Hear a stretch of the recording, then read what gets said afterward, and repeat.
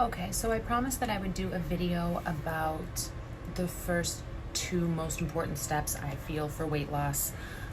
So for all my TikTok lovelies, here it is. So the first thing we want to do is calculate our BMR, right?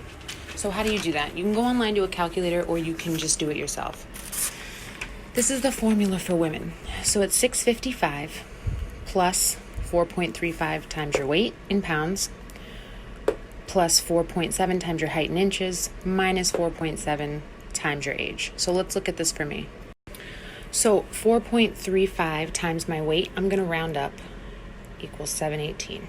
All right? I weigh 165 pounds. 4.7 times my height in inches is 329. I'm 5'10". And then 4.7 times my age is 159.8. We're going to round it to 160. All right? So what does this look like? 655 plus 718 plus 329 minus 160 equals 1542. This is how many calories I burn getting up and laying on the couch all day. Now there's a multiplier for exercise. All right, so light exercise 1 to 3 times a week, you're going to multiply your total BMR times that.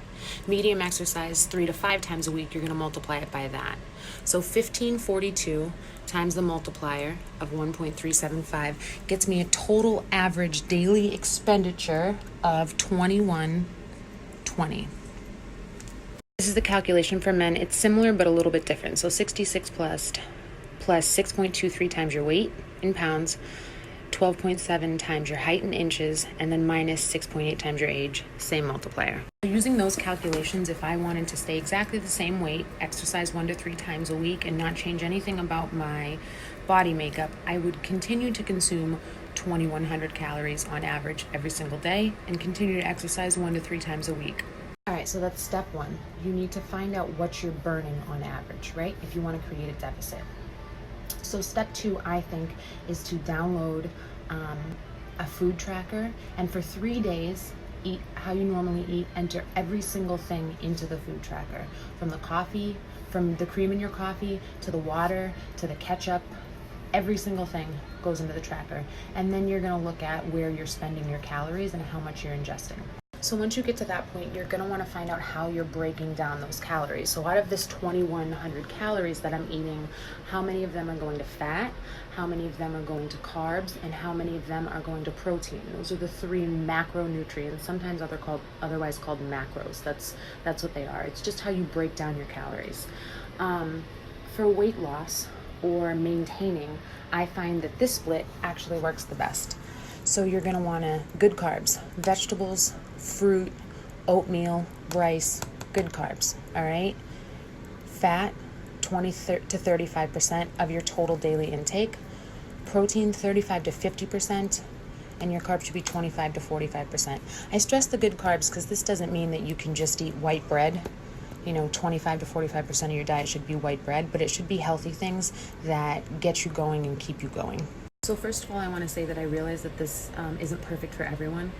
However, I've found that for the majority of people, it's pretty simple math. You create a deficit in calories, your body burns more than you put in it, and you will lose weight. The chart of your carbs to fat to protein ratio helps ensure that you're losing fat and not muscle. And of course, paired with a healthy exercise program, you'll be healthy and fit. You definitely need information before you jump into something if you want to have long-term lasting results.